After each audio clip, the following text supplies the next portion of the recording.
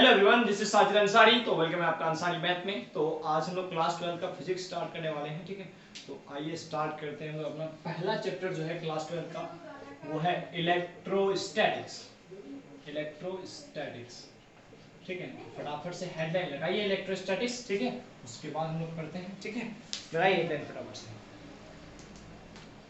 तो देखिए, इलेक्ट्रोस्टैटिक्स जो वर्ड है ना, इसमें दो चीज दिखेगा आपको। इलेक्ट्रो, उसके बाद इसको अलग कर दें स्टैटिक्स, ठीक है। तो इलेक्ट्रो जो शब्द है वो कहां से आया? इलेक्ट्रॉन से आया, ठीक है।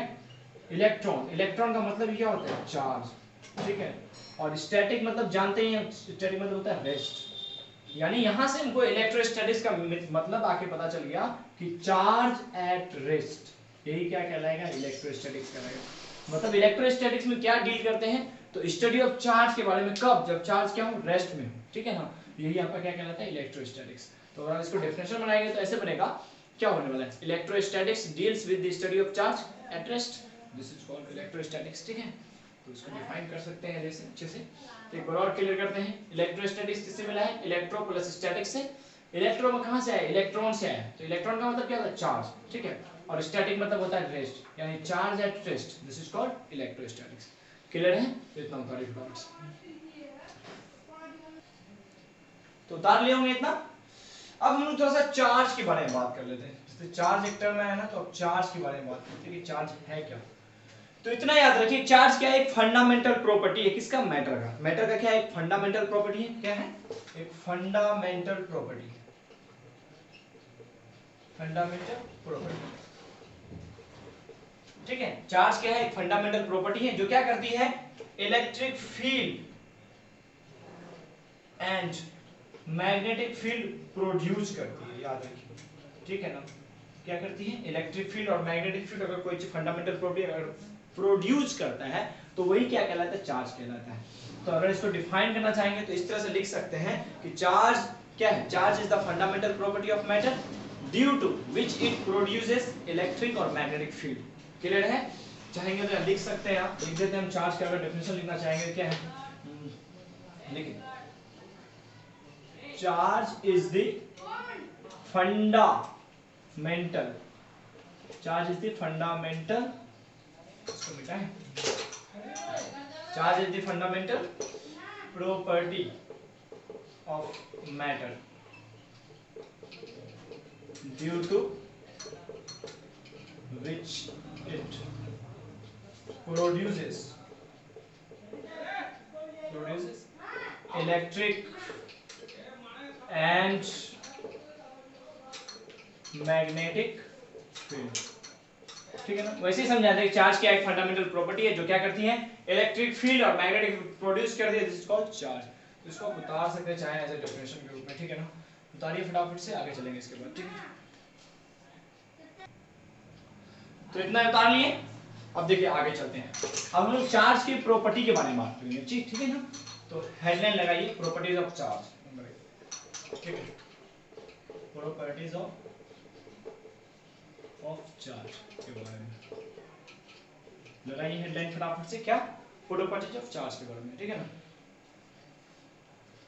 तो नंबर 1 में पहला प्रॉपर्टी है, देयर आर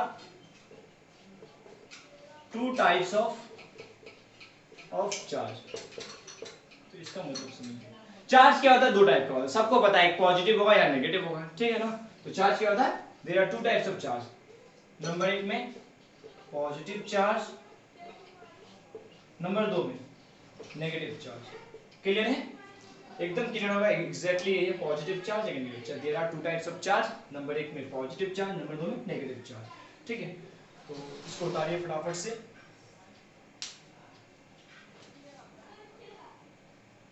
ठीक है, थोड़ा सा और समझ लेते हैं। जैसे चार्ज ऑफ इलेक्ट्रॉन जानते ही होंगे आप। चार्ज ऑफ इलेक्ट्रॉन कितना होता है? तो -1.6 × 10⁻⁹ कूलम होता है, ठीक है।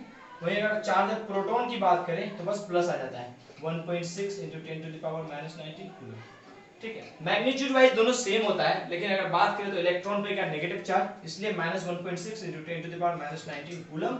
और प्रोटॉन पे क्या होता है? +1.6 × 10⁻⁻19 कूलम होता है। तो इसको भी आप स्टार बना के उतार लेंगे, ये इंपॉर्टेंट है, ठीक है ना। तो उतारिए इसको।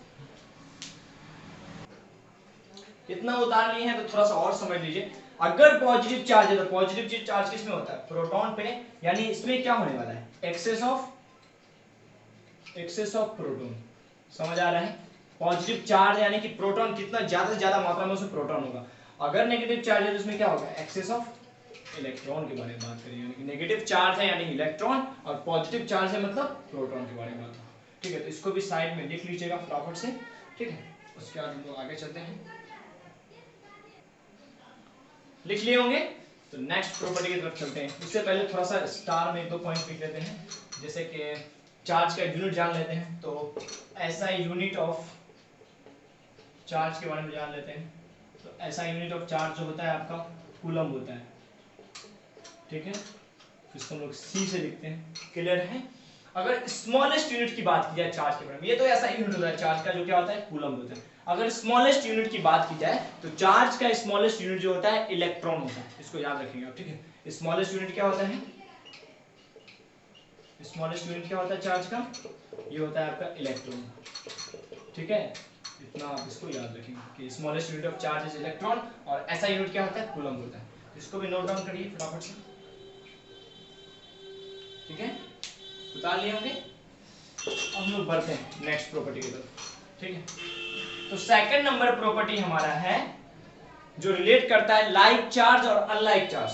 तो याद रखिएगा लाइक चार्ज, तो लाइक चार्ज क्या करने का काम करता है, रिपेल करने का काम करता है। मतलब कि इस तरह से समझते हैं कि 2 लाइक चार्ज है, एक पॉजिटिव पॉजिटिव, तो ये दोनों आपस में क्या करेगा, एक दूसरे को रिपेल करने का काम करेगा।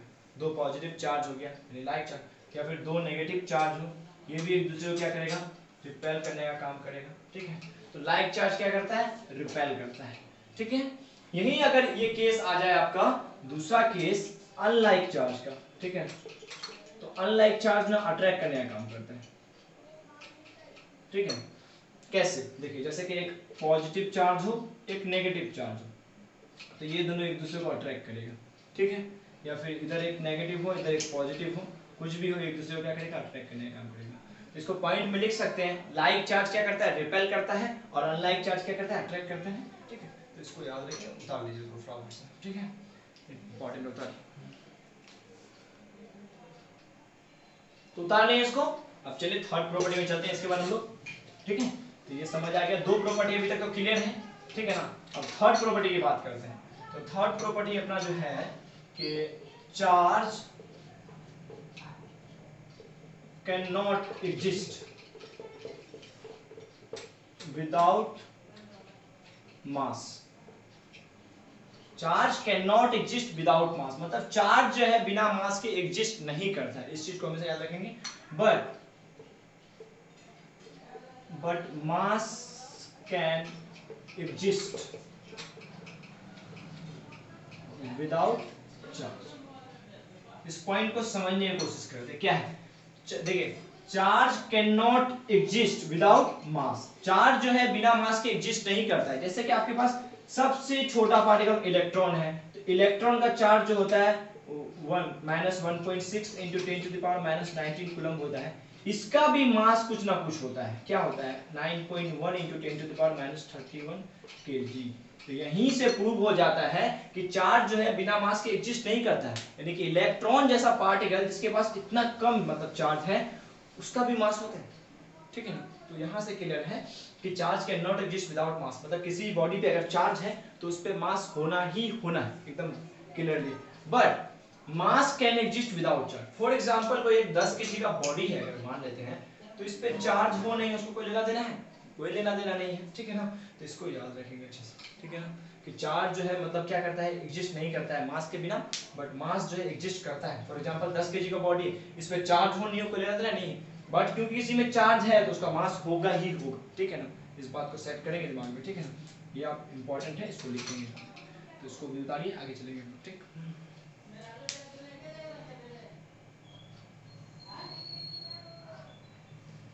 तो उतार लिया इसको, आगे चले। देखिए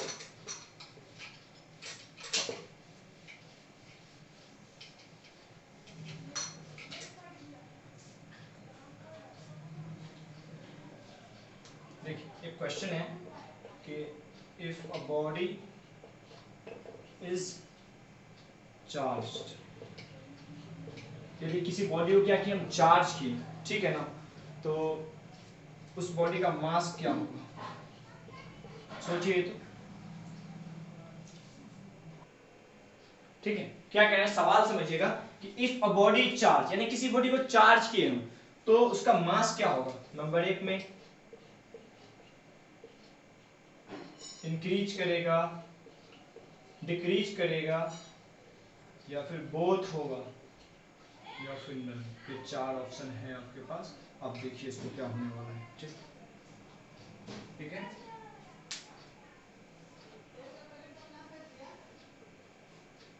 तो देखिए किसी बॉडी को अगर आप चार्ज करते हैं तो वो उसका क्या हो सकता है, मास इंक्रीज भी कर सकता है, डिक्रीज भी कर सकता है, यानी घट भी सकता है, बढ़ भी सकता है। फॉर एग्जांपल ऐसे समझते हैं थोड़ा और अच्छे से, इस केस में दोनों हो जाएगा। लेकिन अगर किसी बॉडी को आप पॉजिटिवली चार्ज करते हैं, मान लीजिए किसी बॉडी को क्या किया आप पॉजिटिवली चार्ज कर रहे हैं, ठीक है ना, तो उसमें जो मास होगा, अगर किसी बॉडी में पॉजिटिव, मास क्या करेगा, डिक्रीज कर देगा। याद रखिए किसी बॉडी को अगर आप पॉजिटिवली चार्ज कर रहे हैं, मास क्या करेगा, डिक्रीज करेगा। इसको एज अ पॉइंट समझ सकते हैं कि कोई बॉडी अगर मान लीजिए कि उसको अगर पॉजिटिवली चार्ज किया गया है तो क्या होने वाला है,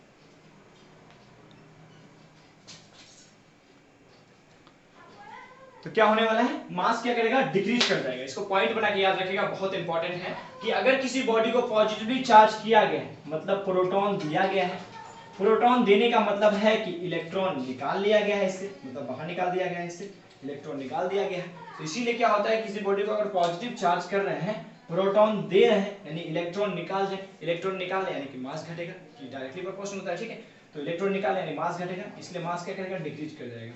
और यही जस्ट अगर इसका उल्टा केस हो, किसी को अगर नेगेटिवली चार्ज किया जाए तो उसका मास जो होगा वो इंक्रीज करेगा। तो इन दोनों पॉइंट को दिमाग में सेट करके रखेंगे। किसी बॉडी को अगर पॉजिटिवली चार्ज कर रहे हैं मतलब उसका मास क्या करेगा, डिक्रीज। अगर किसी बॉडी को अगर नेगेटिवली चार्ज करें तो मास क्या करेगा, इंक्रीज करेगा। तो इसको पॉइंट बना के लिख लीजिएगा, ठीक है, ये इंपॉर्टेंट है। रीजन क्या है, पॉजिटिव चार्ज कर रहे हैं मतलब क्या कर रहे हैं, प्रोटॉन दे रहे हैं यानी इलेक्ट्रॉन निकाल रहे हैं, इलेक्ट्रॉन निकाल रहे हैं मतलब उसका मास क्या करेगा, डिक्रीज करेगा। ठीक है ना, और इस केस में क्या हो रहा है, नेगेटिव चार्ज दे रहे हैं मतलब है कि इलेक्ट्रॉन दिए जा रहे हैं, इलेक्ट्रॉन दिए जा रहे हैं, इसका मतलब क्या हो रहा है कि उसका मास क्या कर रहा है, इंक्रीज करते चले जा रहे हैं। ये 2 पॉइंट बहुत इंपॉर्टेंट है, इसको उतारिए फटाफट से, आप उतार लिए इतना, आगे चले। आइए फटाफट से हम लोग आगे देखते हैं। इतना तो क्लियर है सबको। अब चौथी प्रॉपर्टी देखते हैं इसका कि कंजर्वेशन ऑफ चार्ज। ठीक है, तो इतना याद रखिए कंजर्वेशन ऑफ चार्ज क्या है, तो charge is neither be created nor be destroyed, this is called conservation of charge. यानी कंजर्वेशन ऑफ चार्ज के अकॉर्डिंग क्या होता है कि चार्ज को ना तो आप क्रिएट कर सकते हैं और ना ही डिस्ट्रॉय कर सकते हैं, यानी कि एक फॉर्म से दूसरे फॉर्म में बस क्या कर सकते हैं, कन्वर्ट कर सकते हैं। तो यही क्या कहलाता है, कंजर्वेशन ऑफ चार्ज कहलाता है। यानी कि charge is neither be created nor be destroyed।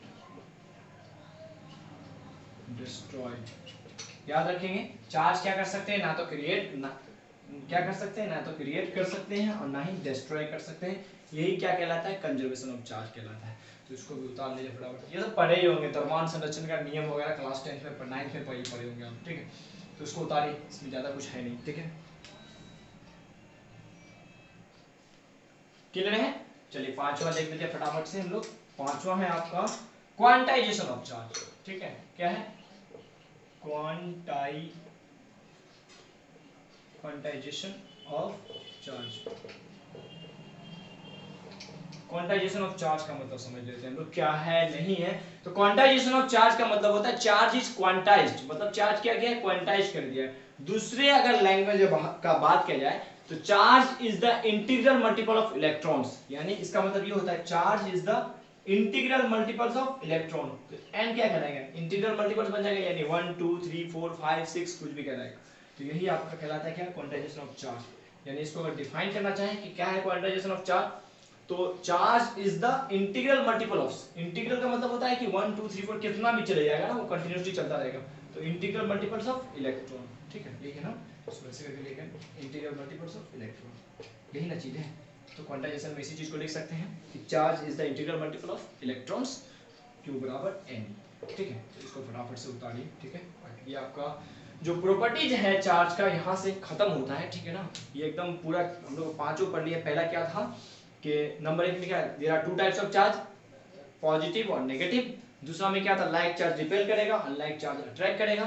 तीसरा में क्या था कि charge can not exist without mass but mass can exist without charge. इसके बाद चौथा प्रॉपर्टी था हमारा इससे पहले, कंजर्वेशन ऑफ चार्ज में क्या होता है कि चार्ज को ना तो क्रिएट कर सकते ना तो डिस्ट्रॉय कर सकते हैं। और पांचवी प्रॉपर्टी थी क्वांटाइजेशन ऑफ चार्ज, का मतलब होता है कि चार्ज जो होता है वो इंटीग्रल मल्टीपल होता है किसका, इलेक्ट्रॉन का। ठीक है, इसको उतारिए, कंप्लीट करिए फटाफट से। तो देखिए ये जो Q बराबर नहीं है, थोड़ा सा देख लीजिए, कभी कभी इसमें प्लस माइनस भी लिखा हुआ होता है, इससे कोई दिक्कत वाली बात नहीं है। तो यहाँ से Q हो गया, चार्ज हो जाएगा। ठीक है, ये तो आपका इलेक्ट्रॉन है, इलेक्ट्रॉन का चार्ज जो है 1.6 × 10⁻⁻19 कूलम। ये जो है आपका नंबर ऑफ इलेक्ट्रॉन को बताएगा, नंबर ऑफ इलेक्ट्रॉन्स को बताएगा मैग्नीट्यूड में, यानी कि वही 1 है, 2 है, 3 है, 4 है, क्या है। ठीक है, तो इस पे एक क्वेश्चन करके दिखाते हैं, आपको क्लियरिटी मिल जाएगा। तो इतना याद रखें, चार्ज क्या होता है, ये मतलब मोटा मोटी होना चाहिए, या 1 2 3 4 5 कुछ भी हो, जैसे आना चाहिए। फ्रैक्शन वगैरह में आ रहा है तो वो पॉसिबल नहीं होगा। जैसे एक सवाल लेकर के दिखाते हैं,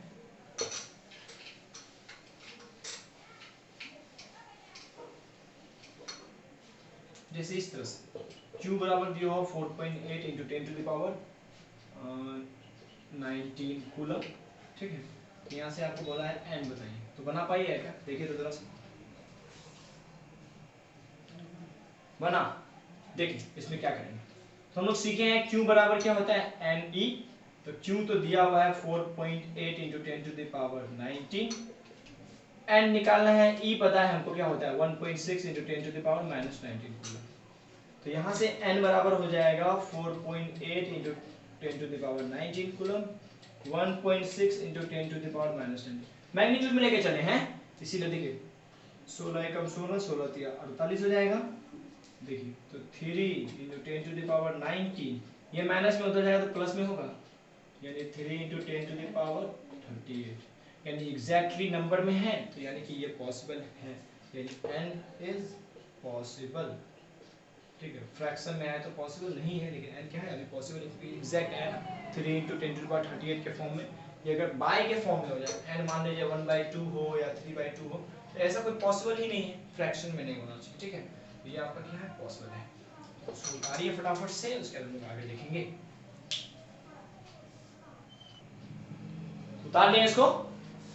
चलिए अब हम लोग आगे एक न्यू टॉपिक पढ़ते हैं। ठीक है ना, चार्ज के बारे में तो पढ़ लिए, इलेक्ट्रोस्टैटिक्स, चार्ज के बारे में समझ लिए।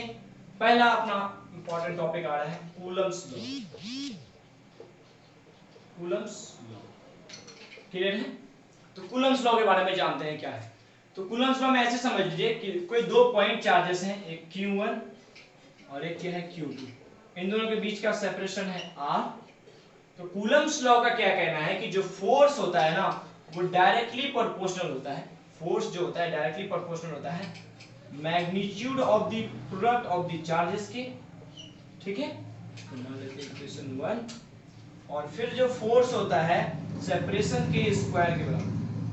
क्लियर है, सेपरेशन के इनवर्सली स्क्वायर के बराबर होता है, तो इसको मान लेते हैं इक्वेशन 2। क्लियर है, कूलम्स लॉ का क्या कहना है कि जो फोर्स जो होता है डायरेक्टली प्रोपोर्शनल होता है magnitude of the product of the charges and inversely proportional to the square of separation. ठीक है, तो ये दो चीज कहना है। तो इन दोनों को अगर हम कंबाइन करें, ठीक है, इसको लिख लिए हैं, उतारिए तो पहले फटाफट से। तो इन दोनों को अगर आप कंबाइन करेंगे तो क्या मिलेगा, force is directly proportional to the, देखिए उसको डायरेक्टली भी दिखा सकते हैं Q1 × Q2 बटा R² होगा, इतना हो सकता है, क्योंकि फोर्स से डायरेक्ट फोर्स आ गया, directly proportional product of charges और inversely proportional to square of the separation. तो यहां से क्या होता है ना, इसको मिटाएं क्या, तो लिख लिए होंगे। देखिए तो यहां से क्या है कि F is directly proportional to Q1 Q2 बटा R²। तो जैसे ही डायरेक्टली प्रोपोर्शनल होता है कांस्टेंट K आता है यहाँ पे, तब Q1 × Q2 बटा R²। तो यही आपका क्या बनता है, कूलम्स लॉ का जो फोर्स है वही बनता है कि F = क्या हो जाएगा, K Q1 Q2 बटा R²। तो F जो हो गया फोर्स हो गया, यहाँ पे क्या हो गया, के जो है प्रोपोर्शनल कांस्टेंट बोलते हैं इसको। के को क्या बोलते हैं, इसको बेटाएगा, के को बोलते हैं प्रोपोर्शनल कांस्टेंट, प्रोपोर्शनल कांस्टेंट बोलते हैं। Q1 Q2 क्या चार्ज है, R क्या सेपरेशन है, जानते ही हैं। तो यहां से थोड़ा सा इसको उतारिए, इसको उतारिए, इसको उतारिए, इसके बाद जानते हैं थोड़ा सा और K के बारे में। इतना उतारिए तो फटाफट से। तो इसको कभी कभी इसको और भी जान लीजिए क्या बोलता है इसको, तो इसको कूलम्स कांस्टेंट भी बोलते हैं, बोल जाते हैं कभी कभी, कूलम्स कांस्टेंट भी बोलते हैं, ठीक है, प्रोपोर्शनल कांस्टेंट या कूलम्स कांस्टेंट, क्योंकि ये कूलम्स लॉ पढ़ रहे हैं ना, इसीलिए कभी कभी कूलम्स कांस्टेंट भी बोलते हैं। तो इसको बिठाएगा, देखिए थोड़ा सा के बारे में जानते हैं, प्रोपोर्शनल कांस्टेंट। तो के का जो वैल्यू होता है, कांस्टेंट है तो वैल्यू होगा, तो 9 × 10⁻⁹ होता है वैल्यू इसका। इसका यूनिट भी समझ लीजिए, न्यूटन मीटर स्क्वायर पर कूलम स्क्वायर होता है। क्लियर है यहाँ तक, के का वैल्यू क्या होता है, 9 × 10⁻⁹ न्यूटन मीटर स्क्वायर पर कूलम स्क्वायर। या फिर दूसरे फॉर्म में होता है के बराबर 1/4πε0, ठीक है। तो ये आपका ε0, इसको ε0 या फिर इसको दूसरे नाम से बोलते हैं परमिटिविटी ऑफ फ्री स्पेस के नाम से जानते हैं, free space, permittivity of free space बोलते हैं, या फिर इसको ε0 भी बोलते हैं हम लोग, ठीक है। तो इसका ये भी एक कांस्टेंट है, इसका भी वैल्यू होता है आपको 8.85 × 10⁻⁻12 कूलम स्क्वायर पर न्यूटन मीटर स्क्वायर। ये सब क्लियर है। के का वैल्यू होता है 9 × 10⁻⁹ न्यूटन मीटर स्क्वायर पर कूलम स्क्वायर। यानी वैल्यू पूछेगा तो ये, यूनिट पूछेगा तो ये। के का एक और वैल्यू होता है 1/4πε0। तो ε0 को एक्चुअल में क्या बोलते हैं, तो परमिटिविटी ऑफ फ्री स्पेस बोलते हैं, ठीक है, जिसका वैल्यू, ये भी एक कांस्टेंट है, तो कांस्टेंट का कुछ ना कुछ तो वैल्यू आएगा ना, तो इसका वैल्यू होता है 8.85 × 10⁻⁻12 कूलम स्क्वायर पर न्यूटन मीटर स्क्वायर। तो ये भी आपको कभी पूछ लेगा कि ε0 का वैल्यू कितना होता है, इसको ε0 बोलते हैं दूसरे लैंग्वेज में, ठीक है, ε0 NOUGST, ये भी लिख लेंगे, या फिर परमिटिविटी ऑफ फ्री स्पेस तो बोलते ही, ठीक है ना। तो ε0 का वैल्यू कितना होगा, तो 8.85 × 10⁻⁻12, या फिर यूनिट पूछेगा तो कूलम स्क्वायर पर न्यूटन मीटर स्क्वायर होता है। तो ये आपके लिए बहुत ज्यादा इंपॉर्टेंट वीवीआई टर्म है, इसको उतारिए, ये आपका यूजफुल रहेगा। जैसे कि आप कूलम्स लॉ अप्लाई कर रहे हैं कहीं पे Q1 Q2/r² में, तो ये के का तो कुछ ना कुछ तो वैल्यू दिया हुआ रहेगा ही नहीं, तो आपको जब जानते हैं के का वैल्यू क्या होता है 9 × 10⁻⁹ न्यूटन मीटर स्क्वायर पर कूलम स्क्वायर, यानी ये वाला वैल्यू आप लेकर के पुट करेंगे तभी आपका सॉल्यूशन निकलने वाला है, ठीक है। तो इतना उतारिए, इसके बाद थोड़ा सा और बताते हैं कूलम्स लॉ के बारे में आपको अच्छे से। तो देखिए ये उतार लिए, थोड़ा सा और जानते हैं, थोड़ा सा और कूलम्स लॉ को थोड़ा सा एक्सपेंड करने की कोशिश करते हैं, ठीक है ना, समझिए कूलम्स लॉ बहुत इंपॉर्टेंट है जरा सा। तो हम लोग बस अभी तक कूलम्स लॉ के बारे में F बराबर K Q1 Q2/r²। तो अभी तुरंत सीखिए कि K बराबर क्या होता है, 1/4πε0, ठीक है। तो यहाँ हम लोग K का जगह रिप्लेस कर सकते हैं, क्या लिख सकते हैं 1/4πε0 क्या हो जाएगा Q1 × Q2/r²। ये भी आपका क्या बनेगा कूलम्स लॉ। तो हो सकता है चार ऑप्शन में आपका कुछ भी आ सकता है, चाहे किसी प्रिपरेशन में कंपटीशन में आप बैठे हुए हो तो ऑप्शन इस तरह का दिख सकता है, बिहार बोर्ड में भी इस तरह का दिख सकता है, कोई दिक्कत वाली बात नहीं है, ठीक है। तो यहाँ से आप इसको भी याद रखेंगे, इसको भी याद रखेंगे, दोनों क्या है, ये भी कांस्टेंट ये भी कांस्टेंट है, वो कॉम्बिनेशन होता है कि इस फॉर्म में इस फॉर्म में क्या होगा, क्लियर है। तो आप इसको भी उतार दीजिए नोट डाउन करके फटाफट से। तो कूलम्स लॉ में इतना ही है, ज्यादा कुछ है नहीं, उतारिए इसको।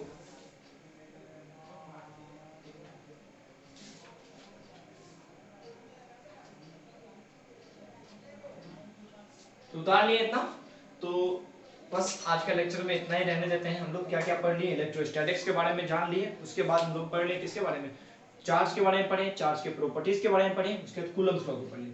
कूलम्स लॉ क्या था, लास्ट रिवाइज कर देते हैं थोड़ा सा, कि कोई दो पॉइंट चार्ज हो Q1 Q2, इनके बीच का सेपरेशन R हो, तो फोर्स जो होता है डायरेक्टली प्रोपोर्शनल होता है प्रोडक्ट ऑफ चार्जेस की, किसमें, मैग्नीट्यूड में, और इनवर्सली प्रोपोर्शनल होता है स्क्वायर ऑफ सेपरेशन में।